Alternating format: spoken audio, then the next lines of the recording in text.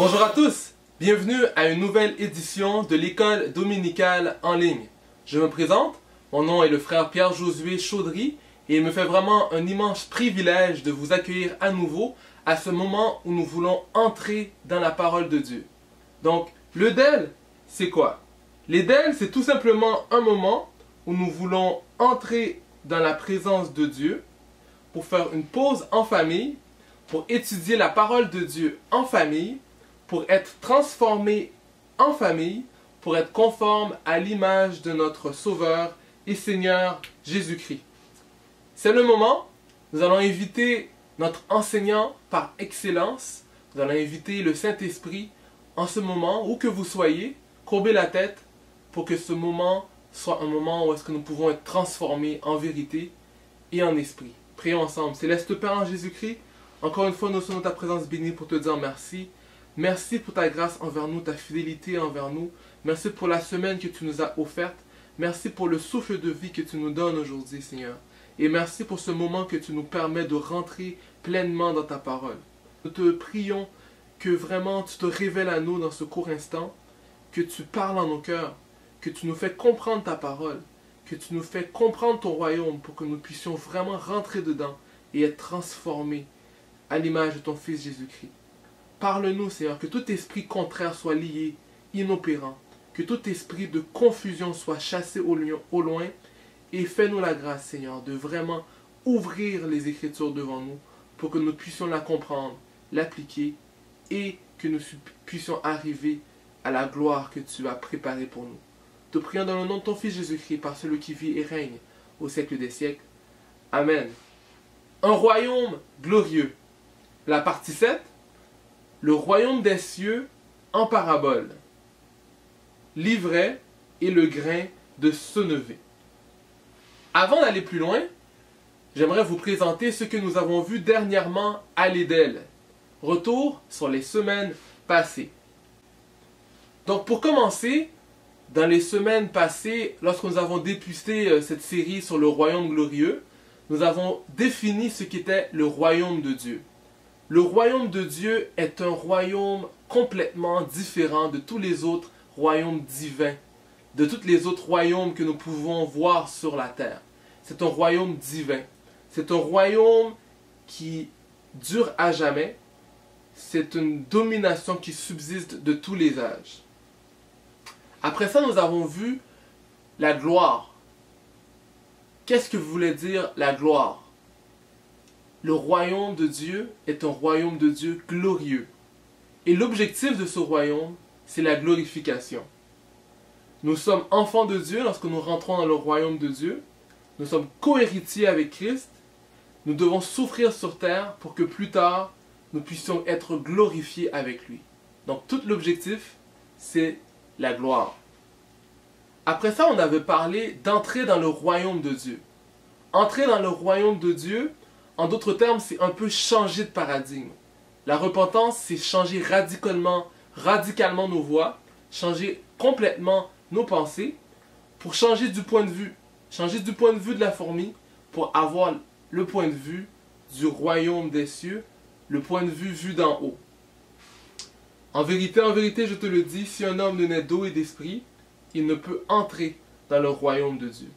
Donc c'est changer de paradigme.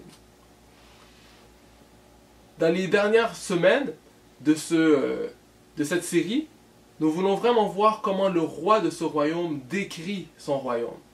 Donc c'est Jésus qui décrit son royaume. Et comment il fait?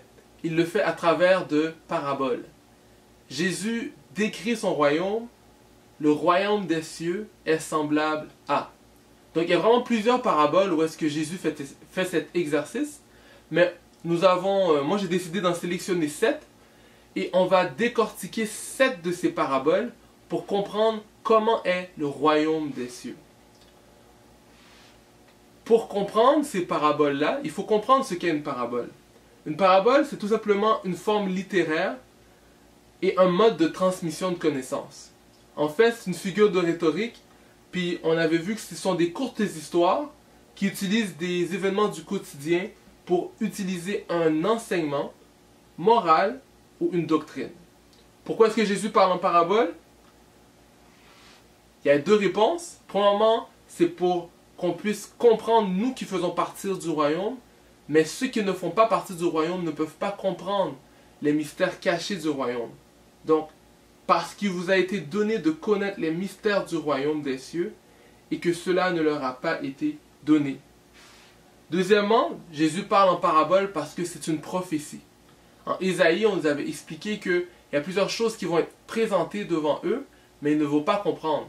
Mais nous, qui avons l'Esprit de Dieu, nous avons cette grâce de recevoir une bonne compréhension et une bonne compréhension de la parole de Dieu pour vraiment fonctionner selon le royaume de Dieu. Donc, en gros, c'est ce qu'on avait vu.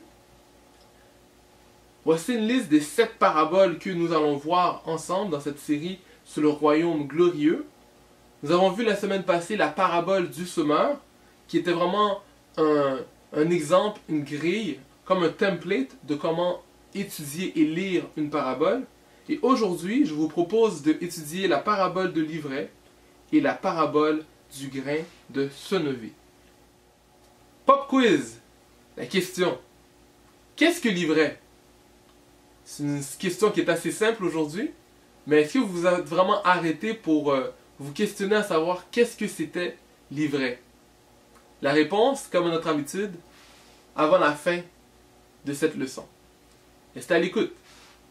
La parabole de l'ivraie. La parabole de l'ivraie se trouve en Matthieu 13, encore une fois, je vais le lire pour vous.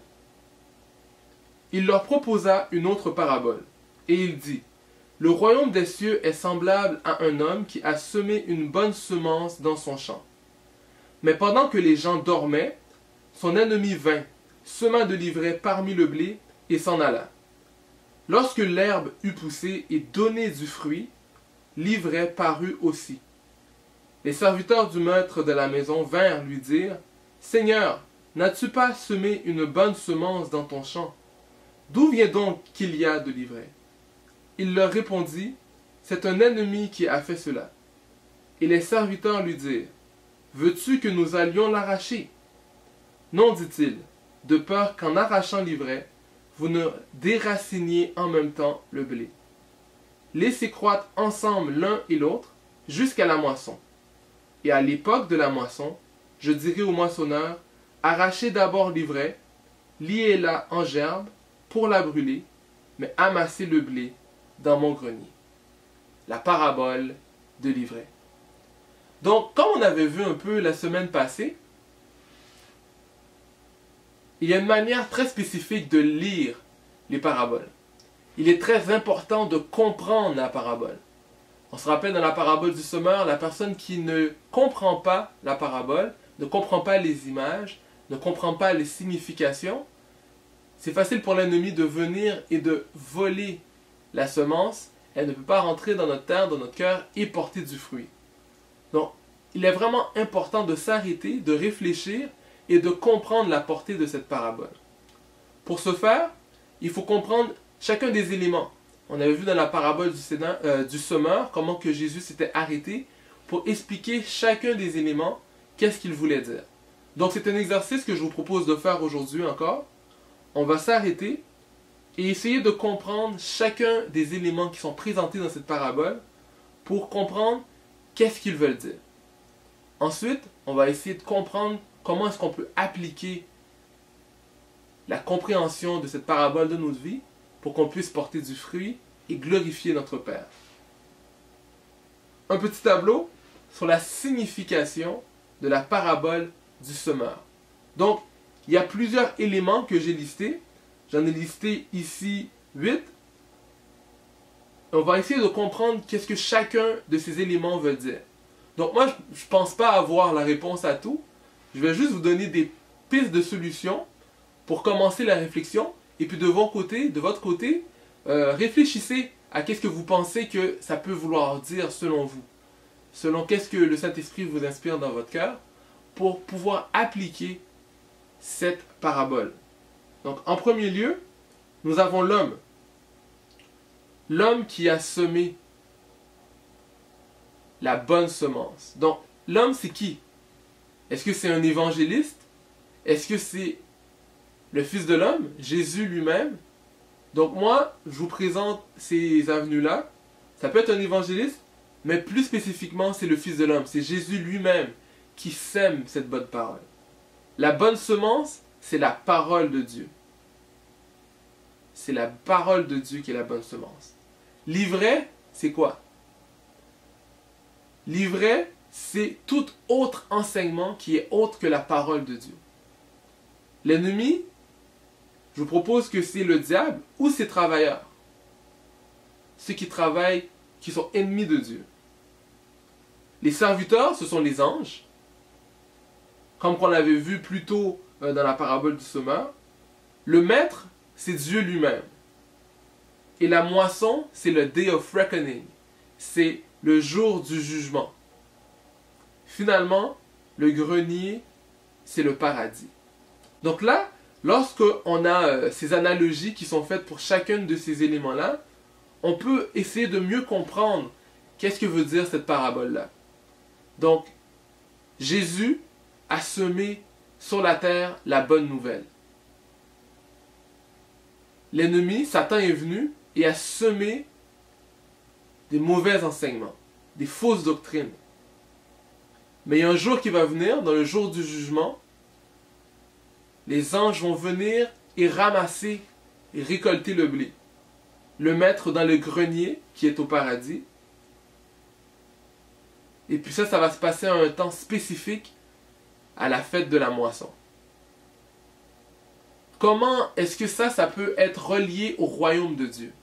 Est-ce que vous avez vraiment fait le lien entre le royaume de Dieu et cette histoire? Parce qu'on entend souvent cette histoire, on la connaît tous, mais est-ce qu'on a vraiment pris le temps de faire le lien que c'était dans un contexte d'explication du royaume de Dieu? Le royaume de Dieu, c'est semblable à ça. Donc, il y a cette dualité. Il y a ces deux royaumes qui existent. Il y a le royaume de Dieu avec la bonne semence et en même temps, il y a en opposition le royaume du diable avec ses enseignements, avec ses fruits. Les deux grandissent ensemble. Donc après ça, j'avais pris le temps de faire une liste des actions qui sont présentées dans cette parabole-là. On a les gens dorment, les gens dormaient. Et c'est pendant que les gens dormaient que l'ennemi est venu et a semé l'ivraie. Là, je peux poser cette question-là. Je ne vous donne pas la réponse. Je vais juste poser la question pour qu'on puisse réfléchir.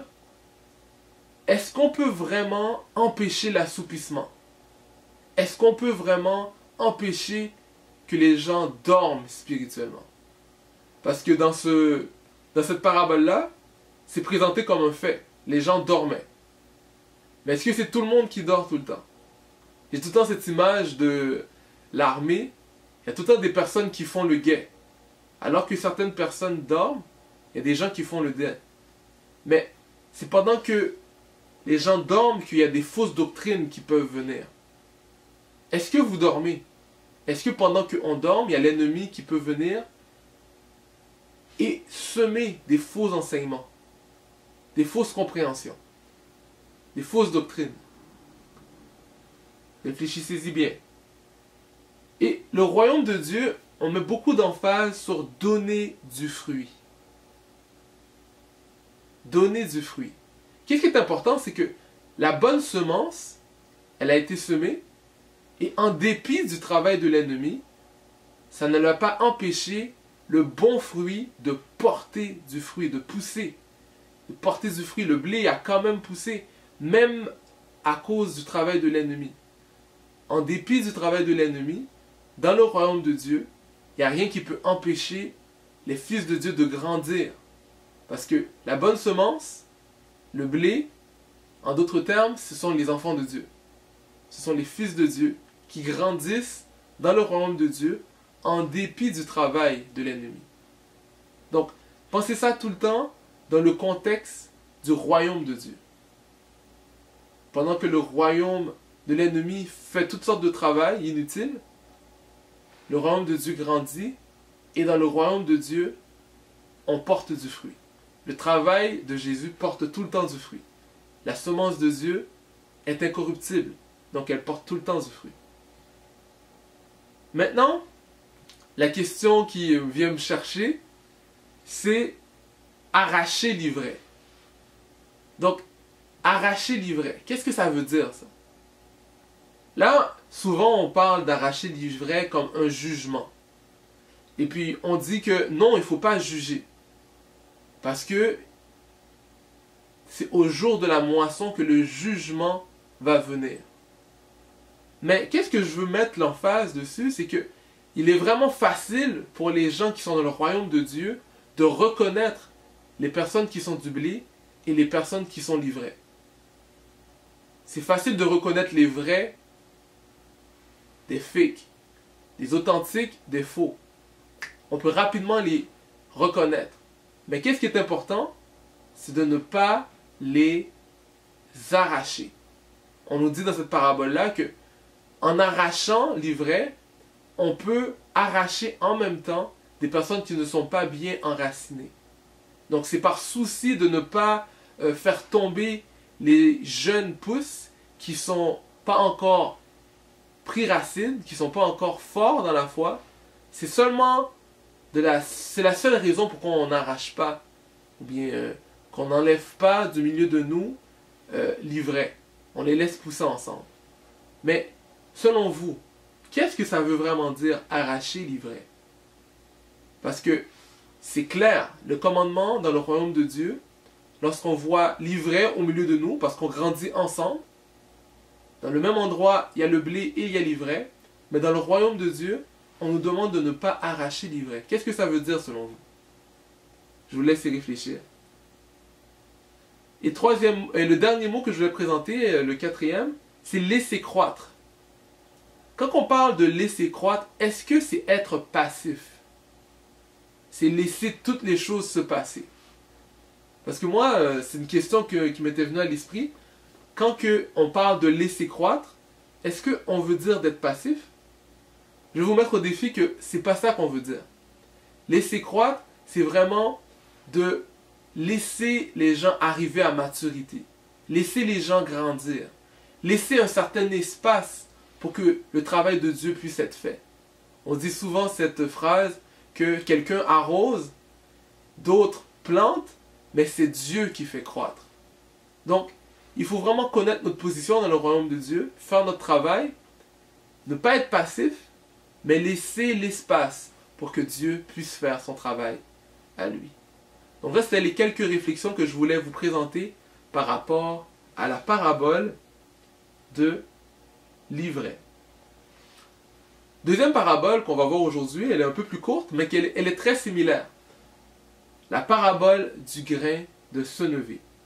Matthieu 13, versets 31 à 32.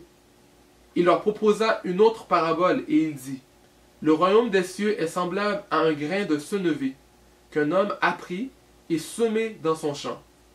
C'est la plus petite de toutes les semences, mais quand il a poussé, il est plus grand que les légumes et devient un arbre, de sorte que les oiseaux du ciel viennent habiter dans ses branches.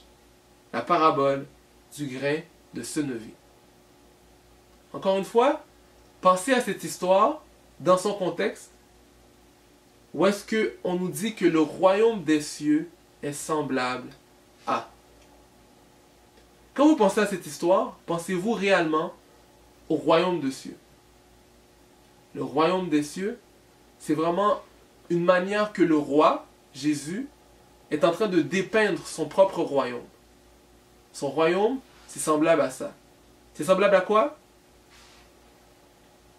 Je vous présente ce tableau. Il y a un grain de senevé. Le grain de senevé, ce sont toutes ces choses qui semblent négligeables, petites aux yeux des autres. Dans le royaume de Dieu, les choses qui sont négligeables, les grains de senevé, c'est ça qui porte le plus de fruits. C'est les choses qui deviennent le plus grand. C'est ça qui ont le plus grand potentiel. Est-ce que vous voyez quelque chose qui est petit dans votre vie? Dans le royaume de Dieu, c'est ça qui a le potentiel d'être la plus grande chose. Encore une fois, on parle de changer de perspective, de changer de paradigme. Dans le royaume de Dieu, il ne faut pas voir les choses de la même manière que dans le royaume terrestre. Deuxièmement, on parle encore de l'homme. Encore une fois, comme il a été défini dans la parabole du semeur, elle a cette même définition. L'homme, c'est un évangéliste, ou encore Jésus-Christ lui-même, le Fils de l'homme. Le champ, c'est le monde. Les légumes, on peut les voir comme les richesses de ce monde. Ce sont des choses qui sont bonnes. Un légume, c'est tout le temps bon, c'est bon pour la santé, on dit tout le temps aux enfants de manger leurs légumes. Mais, c'est mis en opposition avec un arbre. Un arbre, c'est quelque chose qui a une durée beaucoup plus longue qu'un légume. Le légume, quand il reste dans l'arbre, il va pourrir. On n'a jamais su un légume ne va pas survivre à l'hiver. Alors qu'il y a des arbres qui sont là depuis des siècles. Donc, les arbres, on peut les voir comme une richesse qui est éternelle. Alors que les légumes, qui sont le fruit d'un grain qui paraissait tellement plus important, plus grand, qui ne dure pas longtemps. Donc, au bout du compte, la richesse de ce monde est la richesse éternelle. Et maintenant, les oiseaux du ciel qui viennent s'abriter dans les branches de cet arbre-là, ça représente quoi? Moi, j'ai présenté que ce sont les nations. Ce n'est pas juste les croyants, mais ce sont toutes les nations de la terre qui doivent venir se réfugier et trouver leur source, leurs ressources, leur force, retrouver leur force en nous, chez les chrétiens, dans nos arbres, dans les branches de nos arbres. Réfléchissez bien. Les actions, semer, c'est répandre un peu partout cette bonne nouvelle. Deuxièmement, on a cette action de pousser au-delà. Le grain de senevé, il pousse, il grandit et il devient plus grand. Il surpasse les autres. Pas parce qu'ils sont meilleurs, mais tout simplement par leur nature. C'est pas parce qu'ils ont travaillé plus fort qu'ils sont devenus plus grands. Mais c'est tout simplement par leur nature.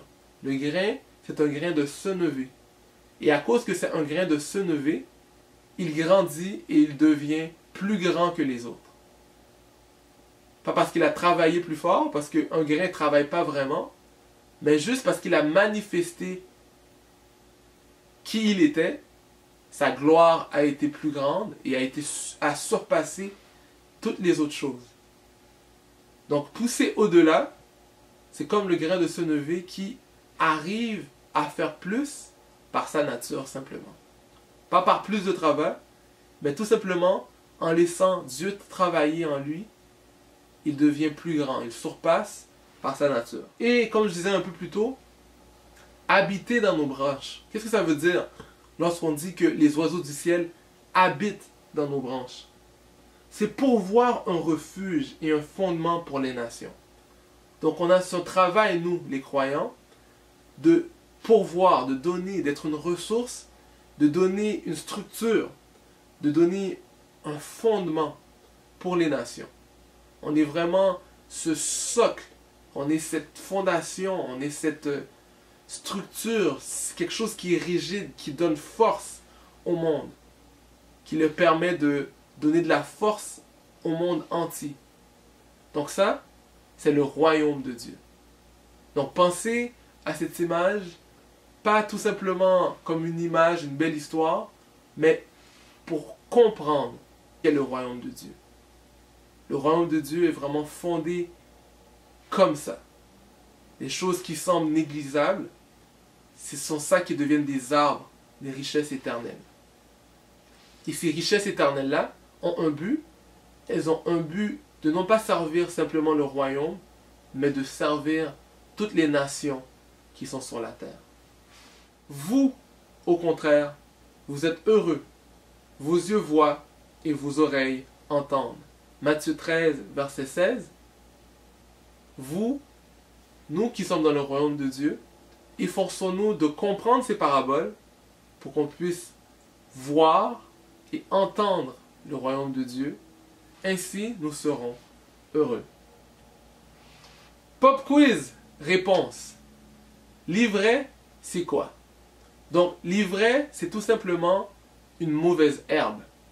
On a l'image, ici, c'est un grain qui donne un fruit qui, de loin, peut sembler extrêmement similaire au blé. Avec les points rouges, on a l'ivraie, et avec les points verts, on a le blé. Donc, de loin, on peut regarder et voir que c'est quasiment la même chose. Mais, il y a une différence. Je vais vous lire la définition que j'ai trouvée sur Wikipédia, vraiment une réponse générale. L'ivraie vient du latin ebrietas, qui veut dire ivresse, reflétant les propriétés enivrantes attribuées à la plante, tandis que zizanie vient du grec zizanium, un mot d'origine sémitique signifiant la division, la plante étant considérée comme une mauvaise herbe, semant la zizanie dans les champs de céréales. Donc tout ça, c'est l'historique et une compréhension de qu'est-ce que vient le mot ivraie. Moi, auparavant, je n'avais pas fait ce lien-là, mais du mot ivraie vient le mot ivresse. Donc, le travail de l'ennemi est beaucoup plus grand que juste être de la mauvaise herbe. C'est pas juste être nuisible, mais ça crée de l'ébriété. Ça crée des personnes qui sont désinhibées. Ça crée des personnes qui ont une vision distordue, une vision trouble. Pourquoi? Parce qu'ils sont de l'ivraie. Alors que le blé, ça donne de la force, ça donne vraiment les bonnes vertus. Donc la bonne semence, en opposition à l'ivraie, c'est vraiment ça. C'est la source de l'ivresse, l'ivraie. Quelqu'un qui est sous, qui n'a pas de sens, qui ne peut pas fonctionner, c'est ça le fruit du royaume du diable, en opposition avec la bonne semence, qui est la bonne chose, la bonne attitude et la bonne vision et la bonne force pour soutenir toutes les autres personnes autour. Donc de nombreuses traces de l'ivraie ont été retrouvées tant écrits qu'à proprement parler dans les sites archéologiques. Donc l'ivraie, c'est la mauvaise herbe, mais plus que de la mauvaise herbe, c'est la source d'une ivresse, de l'ébriété, d'un mauvais fonctionnement dans la société. Voilà tout ce que j'avais pour vous aujourd'hui. La parabole de l'ivraie et la parabole du grain de senevé. J'espère que vous avez appris quelque chose de nouveau. J'espère que maintenant vous comprenez mieux le royaume de Dieu. Merci beaucoup d'avoir écouté. Bon dimanche.